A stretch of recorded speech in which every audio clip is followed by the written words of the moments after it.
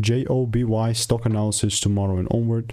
In this 1 minute video, I'm telling you whether Joby Aviation stock is a buy or not for me. So watch this short video till the end.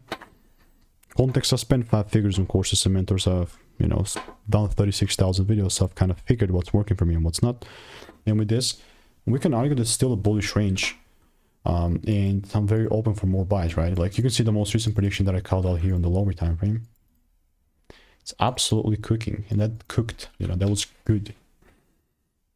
I mean, what's not good? At the time, it was like 527. I was aiming for 850 something, and then surely did 650 something, and then delivered.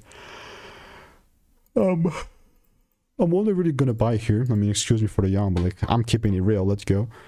If there's a double break, then that's the only reason where I'm actually gonna buy. But yeah, the more it goes down, the more I'm like, yeah, whatever. So stay tuned, and if you want to make more money trading in a simple way, click the first link in the description. It's a free newsletter.